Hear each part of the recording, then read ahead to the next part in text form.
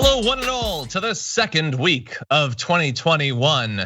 Will it be as good as the first? Tune in to find out. Today, of course, is Monday, which means that it is quite a fantastic day. Francesca Fiorentini joins us as always. How's it going, Francesca? You know, fine, I think.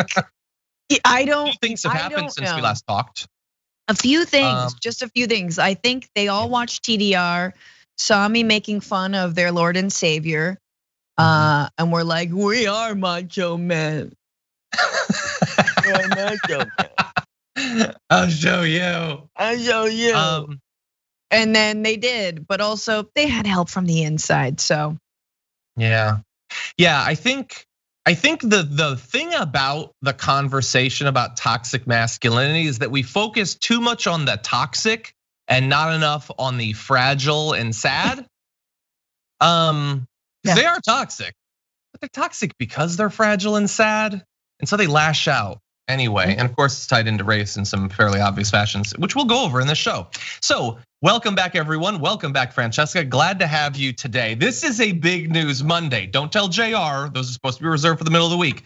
But we've got impeachment, we've got bannings. It's 1984 up in here. Anyway, we've got consequences for the Coors? What? In this economy? And we've got insider accounts of what happened in the Capitol on Wednesday. We've got a lot, basically. So you're definitely not gonna wanna miss it. Also, heads up to our YouTube members of tier 2 and tier 3.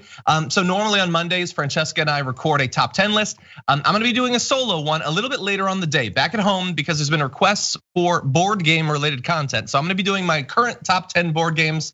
I'll be recording that later on. It'll be made available either late today or possibly early tomorrow. We'll see how that works. But anyway, thank you to everybody who's become a member. Really do appreciate that. Francesca's here. If you wanna show your love for Francesca, I believe there's an emoji for that. You can actually do that now. Really? Memorializing her for all time. Yeah, I'm seeing a ton of them actually. Indra Jara just put your face like 12 times. Oh wow, my work is done. I can leave. I've made it. Goodbye. You can, you're there. Anyway, with that, why don't we do this thing? Okay. Why don't we see what's left of America? Oh, and thank you everybody for watching, by the way. Please hit the like button if you haven't already. And if you send us tweets, super chats, you comment along on the Twitch, you give us your tweechies, we'll read some of them as we go. So let's do that now. As promised, impeachment Mark II is here. Democratic lawmakers in the House of Representatives have introduced a single charge of impeachment, the quote, incitement of insurrection against President Donald Trump over the deadly riot at the US Capitol last week. The 4-page impeachment bill draws from Trump's own false statements about his election defeat to Democrat Joe Biden, his pressure on state officials in Georgia to find him more votes. Hey, remember that phone call that we all moved on from? Yeah. In his White House rally ahead of the Capitol siege, in which he encouraged thousands of supporters to fight like hell and show how strong they are before they stormed the building, let alone all the behind the scenes information about what's coming out about what he was doing during that now. So it was blocked. Also, the attempt to urge Vice President Mike Pence to invoke the 25th Amendment, that was also blocked. So that's where we're at right now, Francesca. They tried, sort of, and they're gonna try again soon, but that's what we've got. Yeah, there is now a raging debate with constitutional scholars going on about whether or not a president can be impeached after leaving office. And it seems like the answer, just like the answer to can Trump pardon himself, isn't no. So I'm kind of hopeful and I'm interested to see if an impeachment does continue on and potentially under a Democratic Senate. But yeah, you knew this had to happen. This had to happen and I'm glad it did. And I know we're gonna get into more of the details, but look, like you just pointed it out. The phone call where Trump is straight up leaning on an attorney general or secretary of what's Brad again? I always forget. It was the Secretary of State. Secretary of State.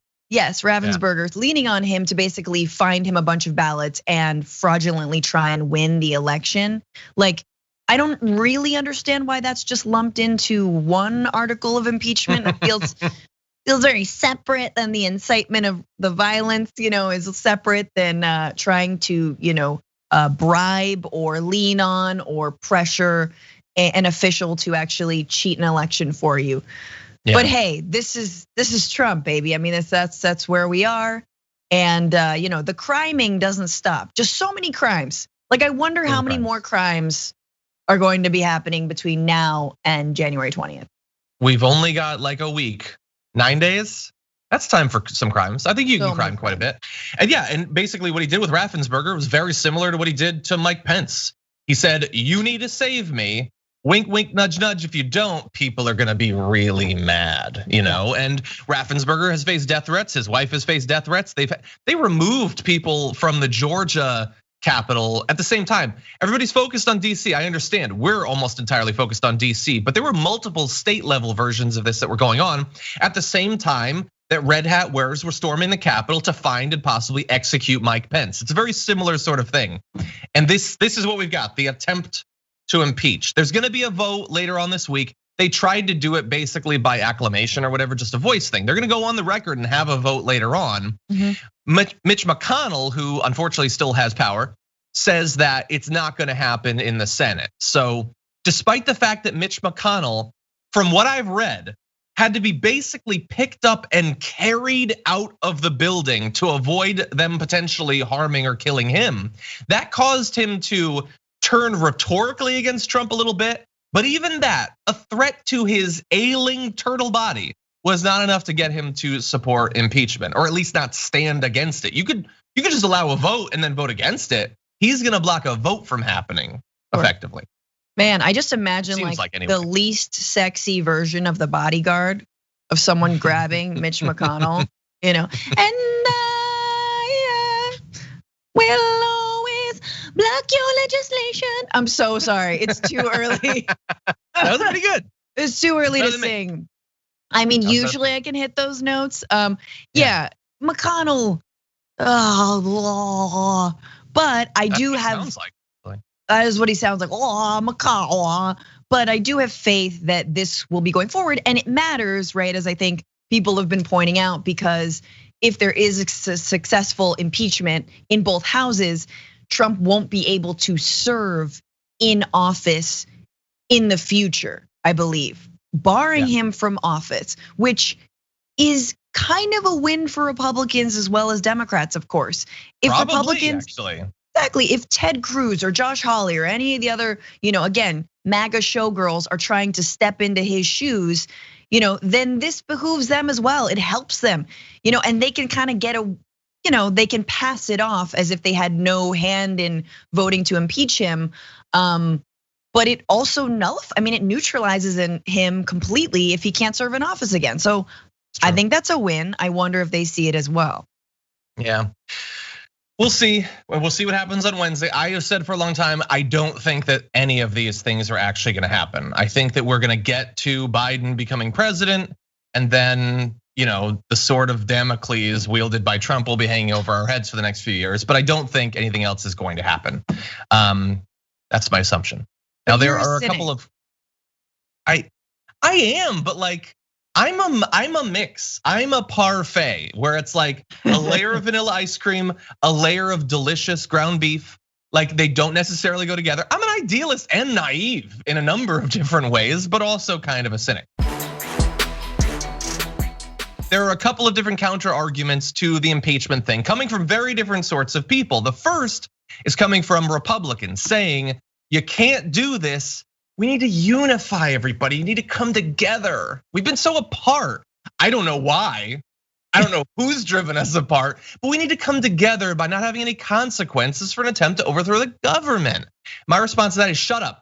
Shut up, you stupid fake liars, shut up. But that's why I'm not an elected representative, because that's literally the best I can do. We have people who can do better, including Representative Ocasio-Cortez, who had this to say. We have to understand that what happened on Wednesday was insurrection against the United States. That is what Donald J. Trump engaged in, and that is what those who stormed the Capitol engaged in. And so when we talk about healing, the process of healing is separate and in fact requires accountability. And so if we allow insurrection against the United States with impunity, with no accountability, we are inviting it to happen again. That is how serious it is. And I do not believe that perhaps my colleagues weren't in that room. Perhaps my colleagues were not fully present for the events on Wednesday, but we came close to half of the House nearly dying on Wednesday. And if a foreign head of state, if another head of state came in and ordered an attack on the United States Congress, would we say that that should not be prosecuted? Would we say that there should be absolutely no response to that? No. It is an act of insurrection. It's an act of hostility. And we must have accountability, because without it, it will happen again. Yeah, it's a great point. And here's a dark line of thought. What do you think would have happened if that mob had gotten to Representative Alexandria Ocasio-Cortez? If they hadn't been led away, there's stories going around about this cop who led them away for a couple minutes so that they could be cleared, which is that's amazing that happened. Think about what they would have done. So she's taking it seriously. She's being mocked and attacked constantly. She always will be, for a number of different reasons, some of which are fairly obvious.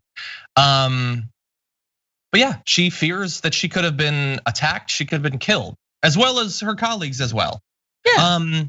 And so really fast. So the argument about the unity, what do you think about that? That we need to, we got to turn down the temperature, because if we provide consequences to Trump, that will make his insane base angrier.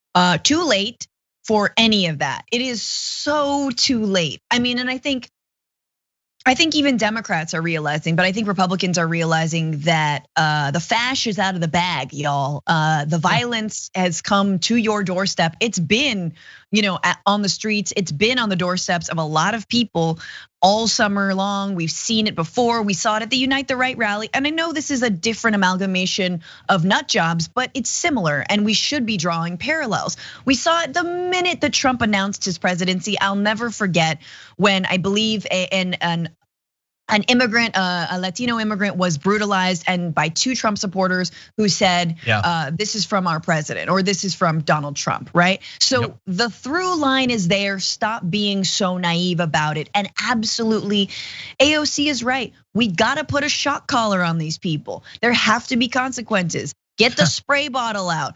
Everybody knows if you just let your dog go anywhere they want in the house without any consequences, they're just gonna keep doing it. So no.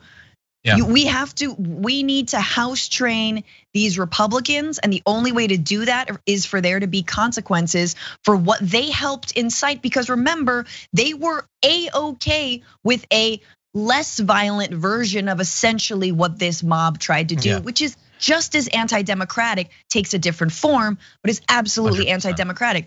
Now, the last point I want to make is this is the history of our country.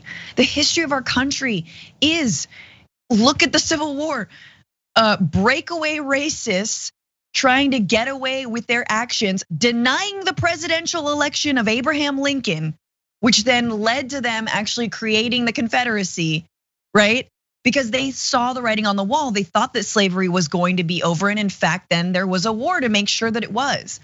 This is the history of this country. If there are not consequences for white supremacists, for racists, if we do not defend specifically Black and brown communities and lift up their voting rights and their civil rights, then we're gonna be facing this over and over and over again. So what does that accountability look like? And for my scared white people out there, it's just equality. Don't worry. No one's taking anything from you. It's just equality. I agree. Okay, so we're gonna see what happens. Not too long after the Friday edition of the Damage Report, some pretty big social media news happened. Did you hear? Donald Trump got taken off of Twitter forever? Yes, forever. Always and forever, like for good. And he responded not well. He started wandering the halls of the White House, taking people's phones, trying to tweet from their accounts and causing them to be banned in what is basically a dominoes of banning of everyone who happened to be in his path. So we have some updated information, but we didn't get to talk about this on Friday. So I feel like we gotta mention it. Francesca, what do you think about this? Brilliant, beautiful. End of story. It should have happened a long time ago. Stop trying to make this about anything else than the glory that is knowing this president can no longer spout lies and incite violence from a 88 million, well, okay, without the Nazi bots, 65 million follower Twitter account. And I think it should be celebrated. It's good. I don't trust Twitter at all. I don't trust the tech companies for sure. But look, the ringing in our ears has quieted. Suddenly, there's just a little bit more space, a little bit more peace. And I think it's so funny that every time he probably just grabbed someone's phone and tried to tweet in all caps, everyone, like Twitter was like, oh, we got an all capser. I think this is the president, shut it down. It's great. Exactly. Yeah, and so he lost his campaign account. I think official POTUS, they stopped him from using it briefly because he immediately started using that. Anyway, after those initial techniques, he apparently calmed down a bit to a state that was described by a senior administration official as ballistic. That was the official said Trump, that's the calm state, that's orange. The official said Trump was scrambling to figure out what his options are. Through it all, he's been uncharacteristically quiet, banished temporarily at first from the main social media platforms, but also unwilling to go out and speak before the press. So really fast, because I know a lot of people's knee-jerk reaction was, oh my God, the president has been silenced. But bear in mind, he has an entire press team, can do live Q&As, live press conferences, live appearances, live speeches, can release press releases that will be picked up by literally every news outlet in the world. He wasn't doing that, so I think the rage was less about being silenced and more about Twitter specifically. I'm just gonna go out on a limb and say that. But apparently he's been thinking about doing a last farewell interview, but official, again, anonymous, says not sure if that's gonna come to fruition, especially if it involves questions which he does not like. He's apparently negotiating with various other sites, saying they're looking at possibilities of building their own platform. So like Trump Twitter, I don't know what that would be. Will they build it on WordPress like Parler? Please, WordPress is a very secure site. Yes. Totally. Yeah, no, I think it's going to be a Patriot platform available at geocities.com/Patriot platform. That's what it's gonna be. Anyway, he did have a site temporarily that you could go to. His son Don Jr. offered up a URL for people to go. That was actually a site that was plugging his book, though. In case you were wondering how much of this is about grift and not about communication and First Amendment rights, they were just trying to sell his book. But anyway, that's it for now. I mean, that's really, I didn't expect it to happen. The social media platforms have been so deferential, not just to Trump, but to the right. And they have participated and been made the accomplice to so much misinformation, incredibly damaging, life and death misinformation, election altering misinformation, that like, I will give them some credit, but only so much. Mark Zuckerberg is like a week out from Joe Biden taking over, and so he's like, oh wait, I guess there's a new guy. Yeah, suddenly I don't care about Trump anymore. No, it's way too late for you to get any sort of all-encompassing credit off of that. That's great. A great impression of Zuckerberg. It's very Muppets. Oh, hey, there's a little bit of like Mickey. I just wanted to rank girls. I want to know which one is the hot girl and which one's the not hot girl. Oh no, I've set up a bunch of authoritarian governments all over the world, but I'm rich. Here's the thing. I thought that was him. I thought that was literally him right there. Do you like my bangs? Okay. Here's the thing.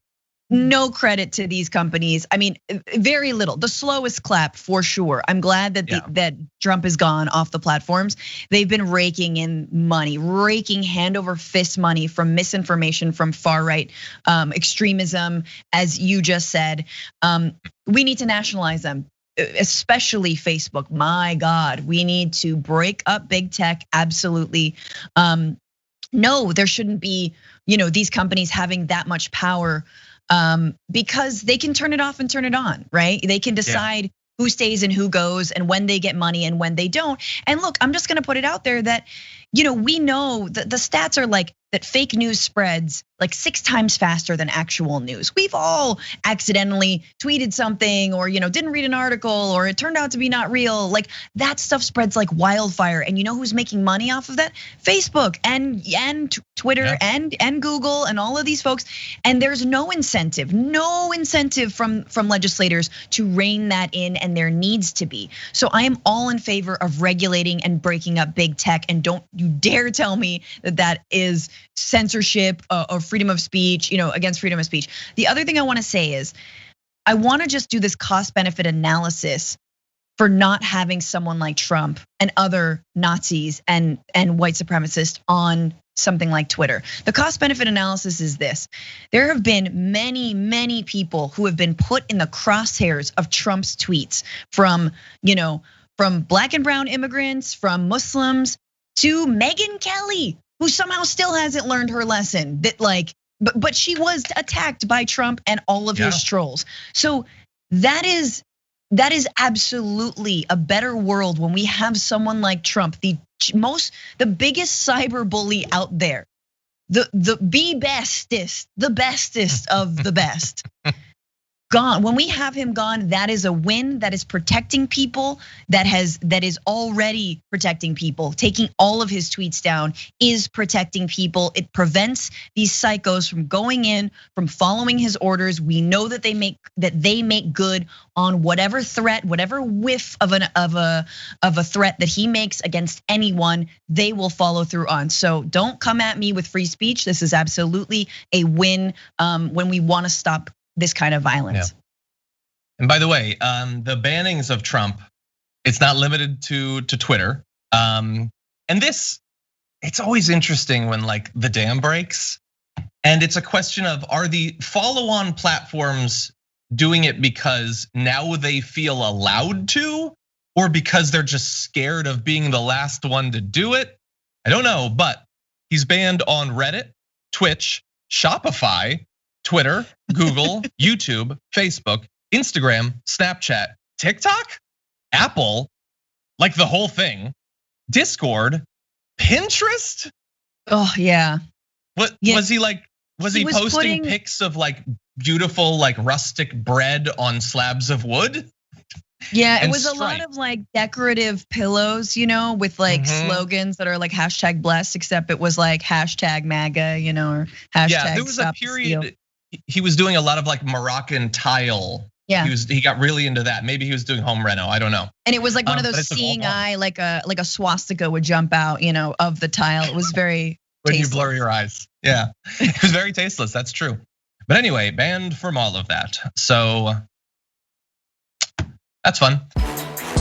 We need to talk about a relatively new show called the Republic, or UNFTR. As a Young Turks fan, you already know that the government, the media, and corporations are constantly peddling lies that serve the interests of the rich and powerful. But now there's a podcast dedicated to unraveling those lies, debunking the conventional wisdom. In each episode of the Republic, or UNFTR, the host delves into a different historical episode or topic that's generally misunderstood or purposely obfuscated by the so-called powers that be, featuring in-depth research, razor-sharp commentary, and just the right amount of vulgarity. The UNFTR podcast takes a sledgehammer to what you thought you knew about some of the nation's most sacred historical cows. But don't just take my word for it. The New York Times described UNFTR as consistently compelling and educational, aiming to challenge conventional wisdom and upend the historical narratives that were taught in school. For as the great philosopher Yoda once put it, you must unlearn what you have learned. And that's true whether you're in Jedi training or you're uprooting and exposing all the propaganda and disinformation you've been fed over the course of your lifetime. So search for UNFTR in your podcast app today and get ready to get informed, angered, and entertained all at the same time.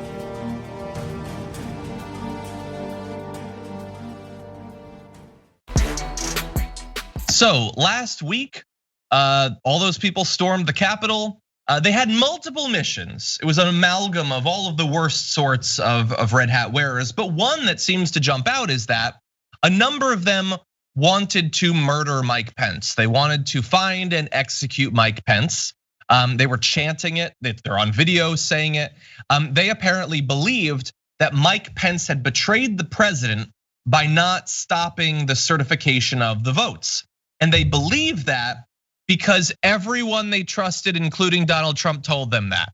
Every one of them were told for weeks that Mike Pence could save them from this election being stolen, even though it wasn't true. Donald Trump told them and said, if he doesn't save us, I'll like him a lot less.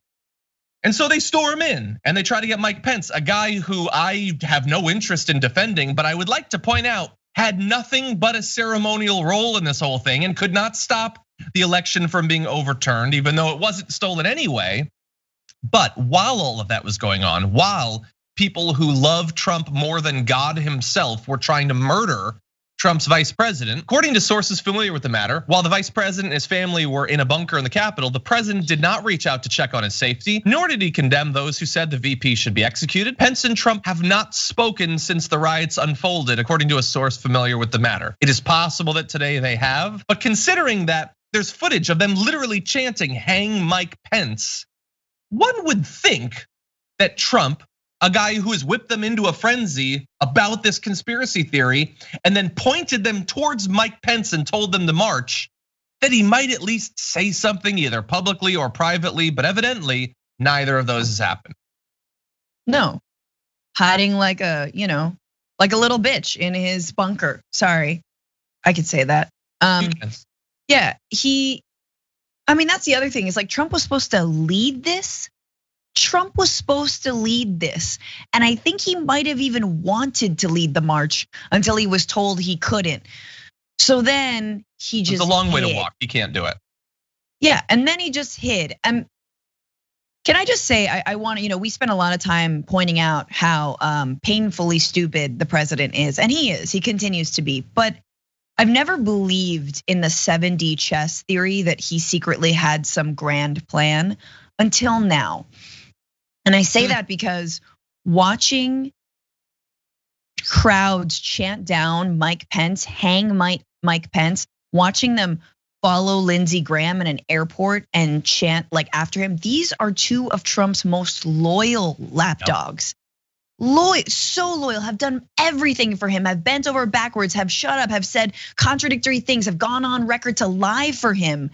And now they're getting thrown under the bus because Trump, as he's completely been a cancer on the Republican Party, and they allowed him to be. They allowed him to take over their party.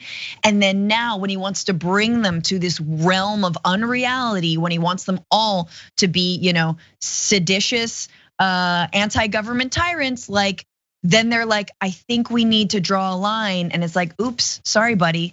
The gates have closed. Now you're on the other side. No. This is our party now. You're on the outside of this. And so I find that to be like so twisted and a perfect play. Like what a perfect punking of, and just a perfect reversal on Lindsey Graham and on Mike Pence. And they absolutely deserve all of that's coming at them, not obviously from the right, but they deserve to be pointed out, the fact that they gave so much leeway to this president.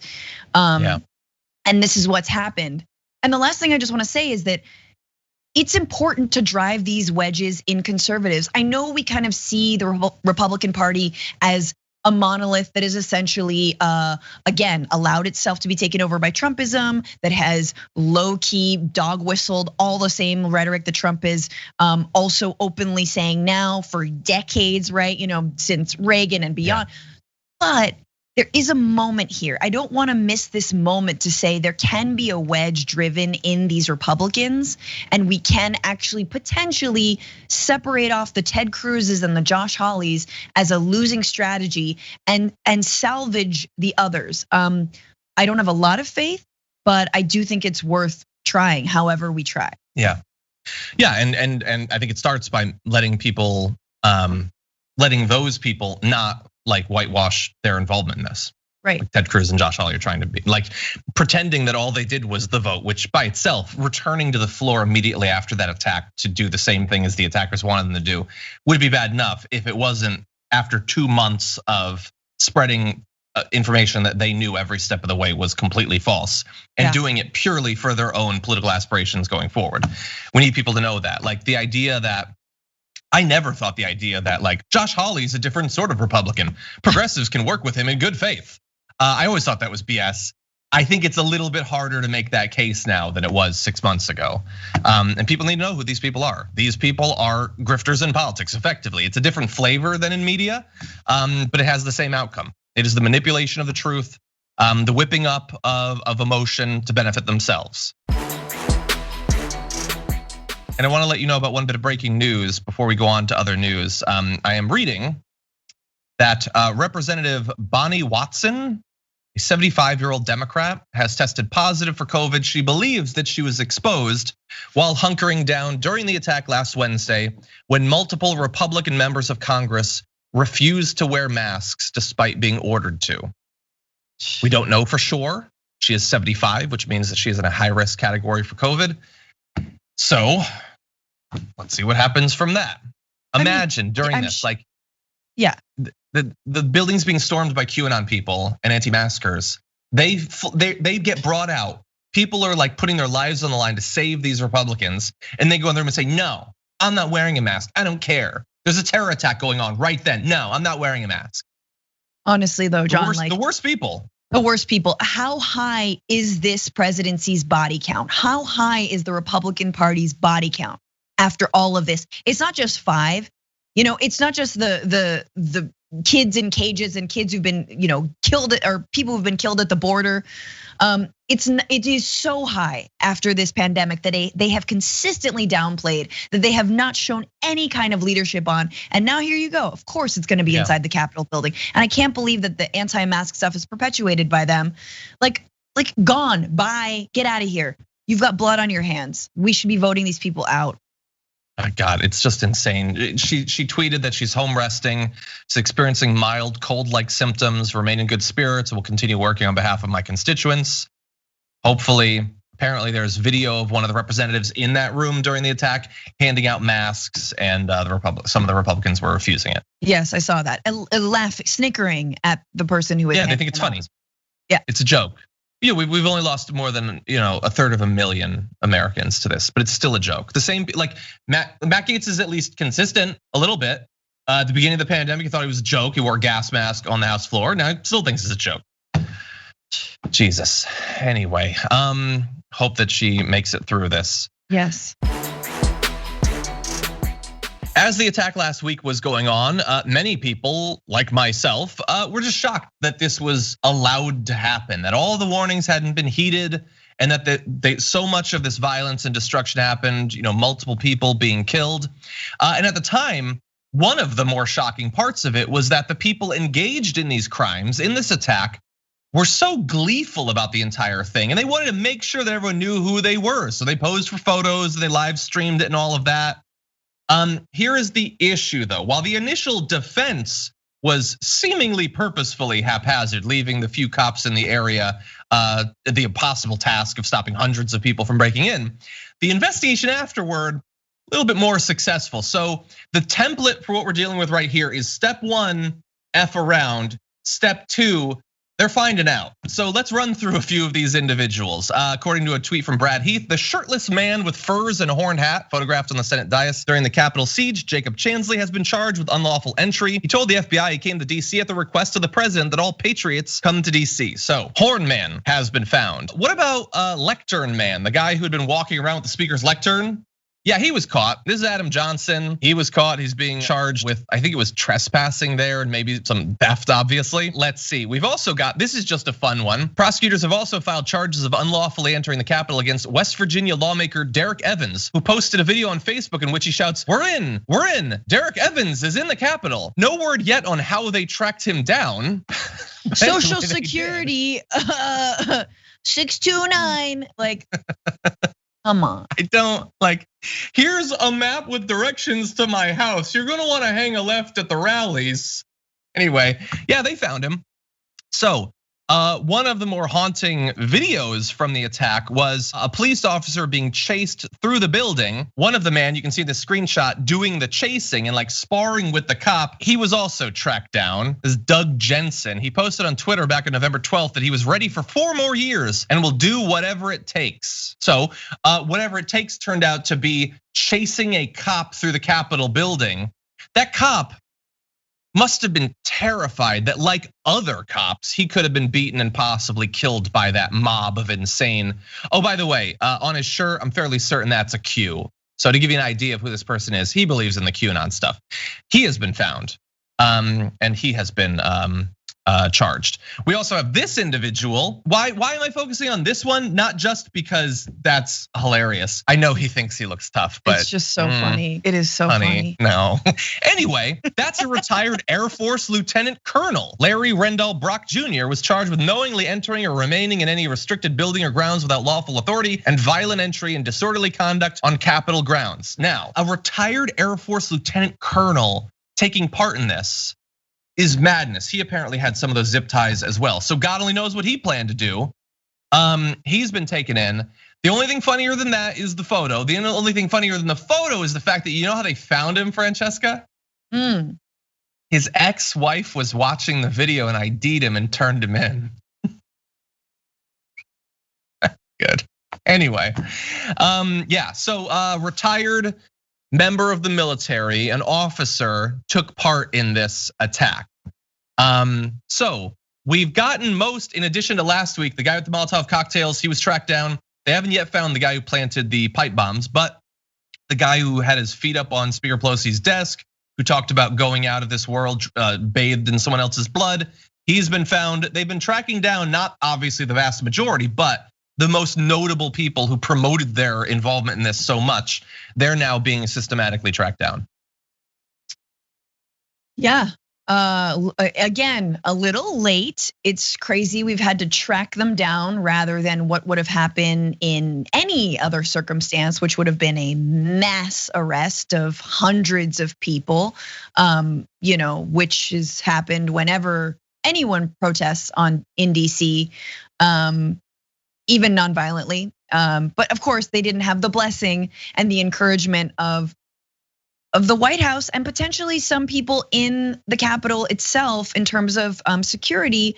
I read this morning that Capitol Police were not properly given backup by their superiors, and their superiors didn't, rejected additional support and left a lot of them out there. And we've seen, I can't even actually watch some of the videos because it is so chilling and so upsetting to see these police officers being bludgeoned, just straight up bludgeoned, whether it's being smashed in a doorway or just being like, hauled out and beaten by with protesters with flags and whatever. Like, it is so disgusting. And the fact that there is former military or former police officers tells you a lot about our culture of militarism in this country. It tells you a lot about how and who we are screening when it comes to our armed forces. And it tells you a lot about the way that the armed forces can actually radicalize people into being, of course, even more violent, and supporting and lifting up the worst elements of us, right? And as someone who wants to see the US military presence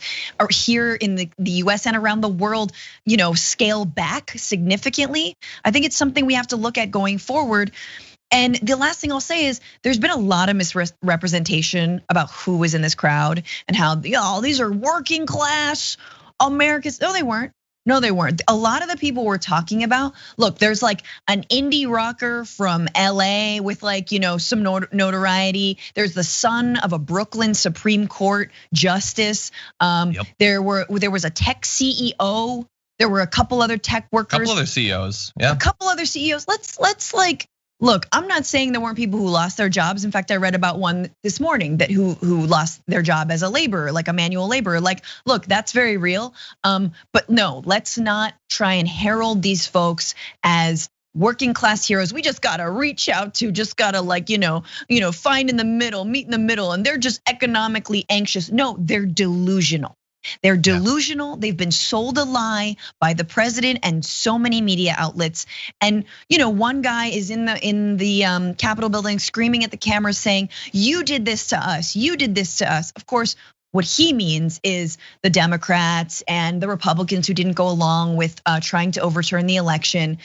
But truly, when he said that, I'm like, yeah, we did do this. The president, right-wing media, conspiracy theories that got then laundered up through from Reddit to Breitbart, from 4chan to Fox News.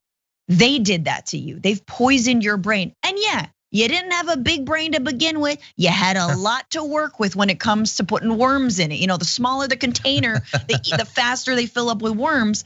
But again, we have to neutralize this. There have to be consequences. Going back to the beginning of the show and AOC's remarks, people need to be held accountable. And man, I hope they get as much of the book thrown at them as a protester who's fighting against police brutality would get. But we shall see. I agree. One thing I want to fight back against is what I see ongoing, especially from the right. It is a desperate attempt to rewrite what happened last week. Not just from people directly involved, but others affiliated with that movement, wanting you to believe that what happened was a tragic thing got out of control. That's all. That's it. It's not like AOC talks about that the fact that the representatives might have been murdered. No, she's crazy. That's not at all what it was. It was just some good people, and there was someone bad in there that did something bad, and maybe it was probably Antifa anyway. So you don't have to worry about this. This doesn't mean anything. This doesn't represent anything. It's not that bad. And if there's one thing I want to make sure we don't allow to come out of this, it is the rewriting of this as, it was just a protest or whatever, and just a few people died. I can't see how that could happen, but just in case, I want to remind everyone what was really going on there. And a lot of this is going to involve the cops. I mean, we mentioned Eugene Goodman is the name of the cop who is now being credited as potentially saving the lives of multiple lawmakers by, the threat of his own death, leading protest the people who were invading away from the actual Senate chamber. So other cops were being treated like this. Take a look at this photo. This is very rough material. We're gonna show you video in a few seconds as a warning to you. That is a crowd of Trump fans all over the place. People who consider themselves patriots. There's a cop on the ground that they are beating. I don't know for sure. I believe that is the cop, Ryan Sicknick, who ended up dying as a result of this. I don't know for sure. A lot of cops were injured during this, literally dozens. Every one of those Trump fans believes that they respect and love cops as they are beating a cop, potentially to death. A second police officer, by the way, died by suicide on Saturday this week after responding to the attacks last week. I want you to take a look at this video. This is what the crowd was like. This was not, hey, there were some people. This is what it is.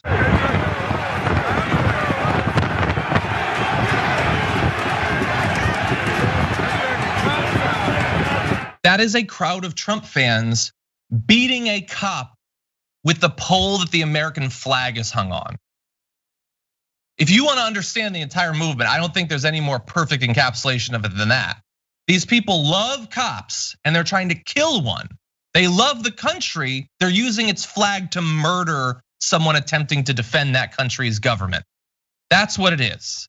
And those people racked up multiple deaths, killed multiple people, but it could have been much worse. And one aspect of this is the fact that there was a very hefty amount of QAnon adherents in there. I want to show you a bit from an appearance by Ben Collins, who does research on radical movements like QAnon, talking about what could have happened. I think an important thing to understand here is that there were two different kinds of people at this rally. There were Proud Boys, militiamen, oath keepers who stormed to the front with the idea that they would, wreak havoc, cause violence, maybe arrest, maybe kill some lawmakers. That was the point for those people. Other people, if you're in the QAnon world, in that universe, you thought you were going into the Capitol and you were storming it for Donald Trump. You thought you were receiving orders from him once you got inside the Capitol. And that's what was happening with a lot of those QAnon people. They were in there waiting for more orders. The guy with the zip ties, there were posts for weeks beforehand in the QAnon world about arresting these lawmakers and then bringing them to justice on behalf of Donald Trump. And they explicitly talked about zip ties. They were makeshift handcuffs for the lawmakers if they got to the right part of the Capitol. I don't think people understand how close we were here. This was close to a mass casualty event involving members of Congress, and it's incredibly dangerous. That's what people are talking about. In QAnon, there's this thing called the Great Awakening. And in the Great Awakening, all of the lawmakers are arrested, rounded up, and executed in a public forum. And that's what this was to a lot of these people. They thought that this was about to happen. That's really disturbing to hear. It is. And I know that there's probably a lot of people out there that still want to believe, even after what happened last week, even after the multiple deaths, the bombs, the Molotov cocktails, the rifles, the zip ties, all of that, they want to believe that all of these people who flooded in there who keep trying to get you to understand what they believe about the world and what needs to happen and how much they do believe in that storm, that it's gonna come and that everyone that they hate in politics and Hollywood is gonna be rounded up and killed. There are people who still don't wanna believe that they really believe it. But these people were chanting hang Mike Pence as they came in. They beat a cop to death. They do believe these things. And so when AOC talks about how many people could have been killed, I believe we should take that 100% seriously. I mean, I think about whether someone was killed, and whether Ted Cruz, I bet you he would say the exact same thing. I bet you. A representative, you're saying? If a representative was killed, if a lawmaker was killed, I bet you the Republican Party and a lot of them would be saying the same thing. In fact, I'm not so sure they wouldn't be gleeful that maybe there were some open seats. We could, retake the House. I'm serious. This is kind of the level of violence and relishing in violence that these lawmakers are dabbling in. And so I've always been someone who did not give a cookie to people like Mitt Romney, for voting to impeach the president in the first round, and like trying to maintain some sort of moral center. Jeff Flake, another one. But now I think even folks on the left, and I think we're all seeing the consequences of this delusional type of Trumpism, and that yes, the Republican Party is sick, but this is absolutely the sickest tumor of it all. Trumpism is the sickest tumor of this party. And it's either gonna take the whole party down, which, hey, go ahead, but it's on you to remake it. But they're not having their government. They're not gonna take over this country. So what's it gonna be? How are we gonna do this going forward?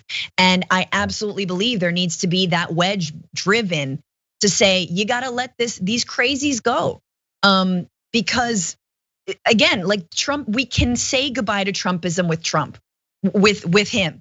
Because I got a spoiler alert. There's no successor to Trump. There's no successor. You think this movement is about anything other than him? No, it's about him. Even Ivanka can't fill those shoes. Ivanka's like, she wants to be like, I don't know, Christine Lagarde and like, go to international meetings. She wants to be like, she's a globalist is what I'm trying to say. No, I'm obviously ironic, but I'm being sarcastic, but like, there is no other movement other than Trump. It's only about him. So, hey, let's throw the bathwater out with the baby, so to speak. Did you see, speaking of the people trying to fill this, did you see the Representative Lauren Boebert, or however you pronounce it? Do you see the thing about her from Wednesday? No. So she's another one of the QAnon supporting ones. She's the one that released the ad of her supposedly carrying a gun in DC, and then it turned out they were lying. She wasn't carrying a gun. She was just pretending to carry a gun to get gun lovers to give her money. Yeah, during the attack, she was tweeting what was happening when they were taken to the secure location. She tweeted it, and then later she tweeted, "Speaker Pelosi has been taken from the secure location." Why are you live tweeting where the speaker is? Why did you do that? Why are you telling them in real time where? Out. And there's a conversation. Is that treason? Why are you letting people know that she's no longer in the secure location? I don't even know how accurate it is, but the attack is still ongoing. They're still in the building. Like it used to be Alex Jones is a crazy person who has a radio show or whatever. Yeah. Yep. It's not even one. They have multiple elected representatives that are every bit as crazy as any one of those people who were attacking the Capitol last week. And they are gleefully trying to get those people to support them even more. And they know the sorts of things they need to say and do to get those people's loyalty. Her and Marjorie Taylor Greene and others too, Madison Cawthorn and all of that, like they are going to be working to convince these crazies that they are their representative. Forget their local constituency. Their constituency is QAnon, and there are millions of adherents across the country. It's still on her Twitter account. Don Latino Heat points out, yeah. And she tweeted at the early in the day, this is 1776. I don't know what these people need to do to convince you what their goal is, what they're trying to accomplish. John, was she also at the rally saying something like Hitler was right? I believe There was a lawmaker. I think that was a different person. Okay. But yes, someone did say something. It was like a specific thing about Hitler, but it started off with Hitler was right, which don't go in that direction. Except they know their crowd. You got to give them that. You're a person who does stage work. You got to know your crowd. Anyway, I don't ever want to. I mean, look, go back to that. I just last thing is like, I never want to hear any Republican ever say patriot, Blue Lives Matter, law and order. Yeah. None of it. Nope. No. Yeah, that is a flagpole with the American flag, like you said, that just was used to kill a police officer.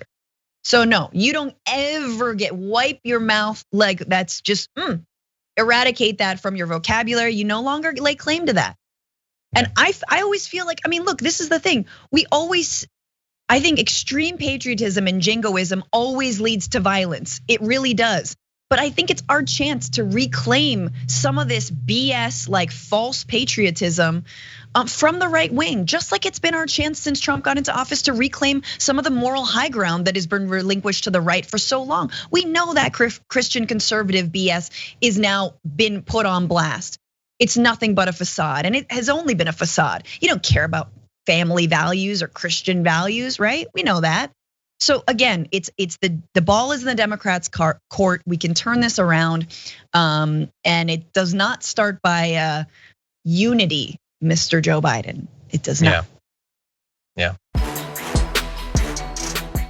BuzzFeed News released the results of some interviews with a few of the cops who were involved in the defense of the Capitol on Wednesday, and this is amazing stuff. One officer who has been with the department for more than a decade said, that was a heavily trained group of militia terrorists that attacked us. They had radios, we found them. They had two-way communicators and earpieces. They had bear spray. They had flashbangs. They were prepared. They strategically put 2 IEDs, pipe bombs in 2 different locations. These guys were military trained. A lot of them were former military. And so we talked a little bit about that, about some retired military. There's also investigations going on to people who are current military, current police, current state legislators.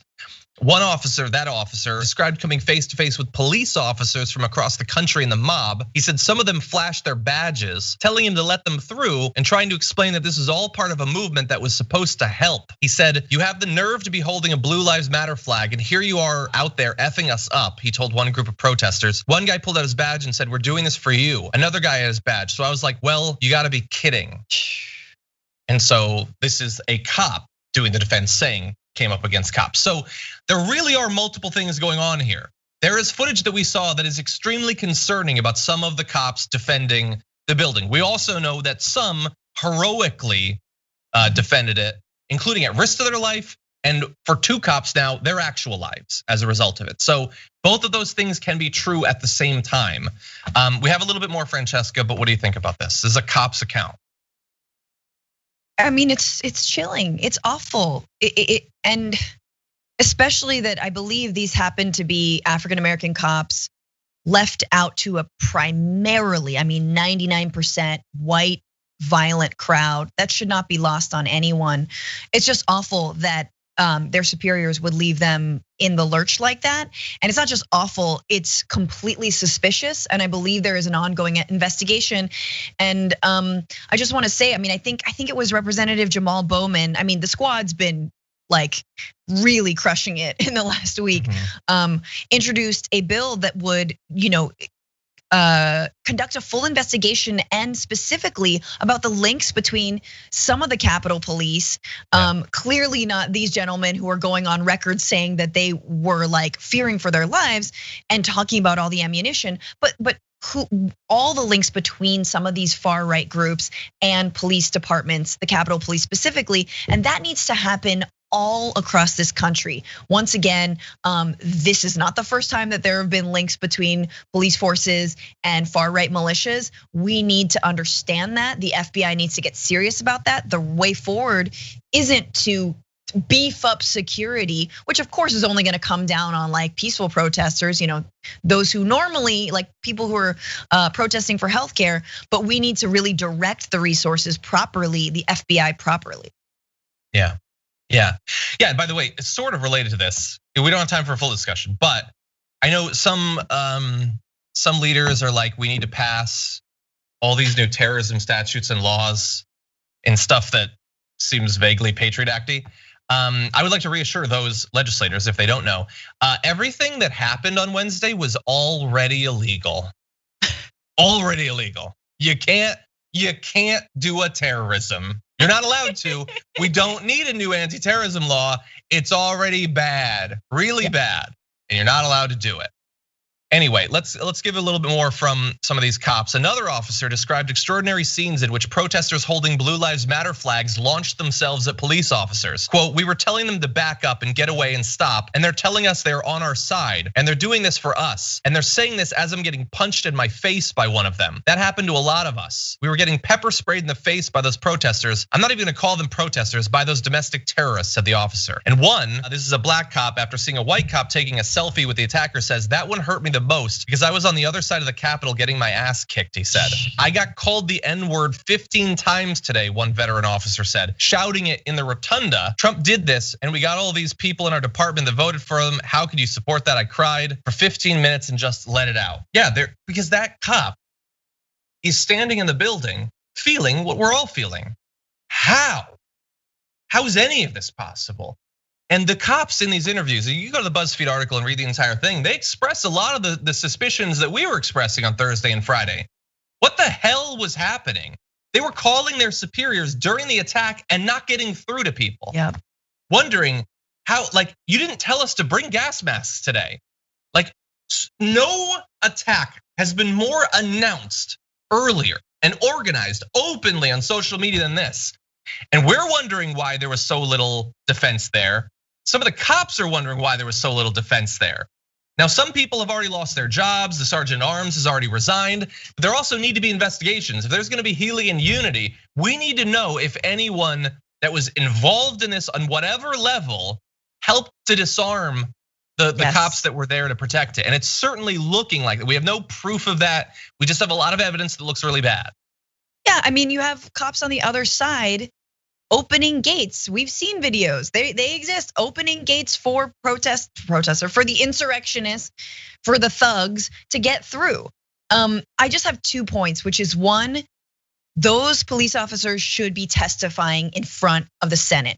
There should be a hearing. They should be staring lawmakers who they were protecting in the face and tell them what they faced down. The violence, the racism. And I want Ted Cruz to stare and have to sit in that room to say, okay, is this what you're condoning? Is this your party? And the second thing is, if they get COVID, which police officers there might very well get COVID, I want them to get all the monkey meds. Everything 100%. Rudy face melt Giuliani got, I want that for these police officers who defended lawmakers. And also, have they been vaxxed? Let's make sure they got the vaccine. Do they have the vaccine? I'm actually very curious. I wonder if they have the vaccine.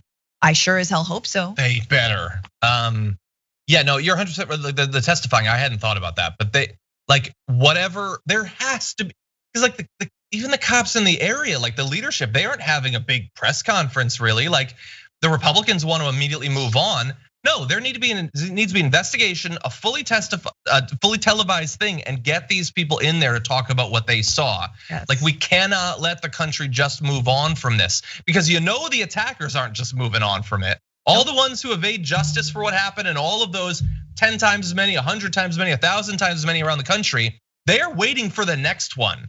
They're not gonna go away, and they haven't changed their mind. So we need to make sure that every reasonable person understands what exactly happened. Absolutely. Francesca, thank you as always. Thank you, John.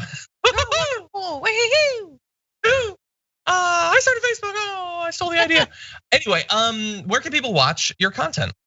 Oh yeah, watch the Bitchuation Room podcast live every Sunday, 6-9 Eastern, on my YouTube channel /FrannyFio, and then also you can listen as a podcast. And yeah, thanks so much. We had a really good discussion yesterday with Bill Fletcher Jr. If you haven't heard of him or don't know him, he's excellent. So yeah, check it out. Awesome. Thank you as always. Thank you. Take care. Very excited to welcome to the program, for the first time, the author of White Feminism, From the Suffragettes to Influencers and Who They Leave Behind, Koa Beck. Welcome to the show. Hello, thank you for having me. Everyone's seeing the book there. Very glad to have you on. One of my favorite things about doing interviews like this is not only to expose our viewers to new books, different perspectives and things like that, but I'm also looking to learn something. And so your book just came out last week. So tell us a little bit about it, about the response it's getting, but also the path to writing and releasing this. Sure. So just to give your viewers an insight into my thesis, I basically chart and define the white feminist ideology. So the history of it, how it was created, the foundational elements that were very pertinent to the middle to white upper class suffragettes in this country, and the ways in which their approaches to achieving gender equality play out, now when we talk about like the wage gap or economic security, or even a lot of dynamics that happened in Women's March, for example. In terms of how I came to the book, I've worked in mainstream women's media for about 10 years. So I've been covering gender and identity politics for my entire career.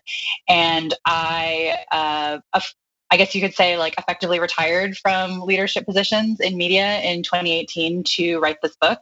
I was awarded a fellowship at the Harvard Kennedy School to do the foundational research for the book. So I went from running Jezebel, along with, I worked at Vogue before then and Mary Claire, these like super busy newsrooms, to literally turning off my phone and going into a library and pulling like archival magazines. So look, there's a lot that I want to talk to you about the book, but let's talk about something that you allude to in the sort of the subtitle to the book about being left behind. So what are fundamentally some of the issues with the history that you trace and its current incarnation? Who is being left behind by some of the ways that this white feminism engages with politics today? Basically everyone. I chart through the book Black women, queer women, Chicanas, Native women, non-binary people, working class people, immigrant people, and obviously a lot of those identities are hybrid and overlap as well. A big premise of white feminism and the way that it operates both structurally, but also just like on a one-to-one level, is that you have to aspire to a certain lifestyle or class or partnership or job to really be seen by this movement and to really be able to engage with it at all. I think it's really pertinent to consider that, for the past, I would say like post lean in, like a lot of the mainstream feminist rhetoric around like achieving equal rights or, getting around gender bias in the workplace has often been anchored very firmly in working all the time and working specifically at like a white collar job, where you have a prominent leadership position and you ascend in this really corporate way. Yet, if you actually look at like the data of a lot of women and non-binary people in this country, they work all the time. And in fact, they work all the time and barely achieve a living wage. They don't have affordable health care. Many of them are food insecure. They don't have access to affordable housing. And so this mantra of like working all the time and companies ultimately being benevolent is deeply exploitative of a lot of women and marginalized genders in this country. Interesting. So I know that in the book you talk about how it's sort of developed into a brand, that it's been commodified. Is that basically what you mean, or are there other elements to that of it having sort of its own brand identity that's developed over time? I would say kind of both. I mean, even one thing that was really important in my research that I found actually when I was doing my fellowship is that branding in white feminism has always been a strategy. Even the middle to upper class white suffragettes partnered with consumerism and brands to basically relay the message and importance of women having the right to vote. And this often manifested in things you could buy. Literally one suffrage group named Macy's the headquarters for suffrage. And there were window displays on Fifth Avenue with like votes for women flags. And there was an official like suffrage outfit that, supporters were encouraged to buy. And there is a through line, I think, that I trace in the book between that and a lot of the, smash the patriarchy dust mugs and like feminist AF t-shirts, this idea that you're supposed to buy your politics, and particularly as a feminist. Interesting. I thought that we might get into goop territory or something like that, but you're right. Like everything has been commodified, including slogans and things like that. So yeah, so what's so funny is that you're analyzing this at this level that takes into account so many intersecting demographic variables. And I think about like on the opposite side, there's like, well, I was gonna say right-wing males, but not just right-wing males. Males who are like, feminism's dumb. It's one thing. It's a specific thing. It's always been the same thing. It always wants the same thing. And obviously that's such an oversimplification. But even like the next step of there's been these different waves of feminism is obviously a simplification of its own. Mm-hmm. It's like it's a linear process developing over time. Where is it going? Like you're identifying this, and I think that I think even people who aren't, researchers in this area, whether specifically about feminism or about gender issues like you, understand that these are these concerns about intersectionality and that sort of thing. Where is it going in the future? Do you have a path forward? Is there something you'd like to see happen? I do spend the last third of the book laying out what I think would be a course correction for white feminism. But I do think it's important to remember when you're approaching a question like that many other feminisms and movements for gender rights in this country have achieved a lot and have existed well outside of a white feminist ideology. And these are groups that have thought more collectively, rather than the individual woman succeeding in this very specific framework. There have been all kinds of amazing consumer activism that's been led by women of color, all kinds of initiatives that have been led by queer women and immigrant women in this country. The history of labor rights in this country is really, really rich with women's history specifically. And so I think if you're concerned with the way forward, I think a good place to start is to look at those movements, which I think, again, the way that a lot of mainstream white feminist rhetoric and dialogue exists in this country is that white feminism, unfortunately, is given the default as, the capital F feminism in this country. And I don't think that's true. I think that's a deeply flawed narrative and indicative of white supremacy. Well, fascinating material. Anyone watching this, if you're interested in learning more, the book is White Feminism: From the Suffragettes to Influencers and Who They Leave Behind. Koa Beck, we really appreciate you joining us on the show today. Thank you. Thank you so much for your time.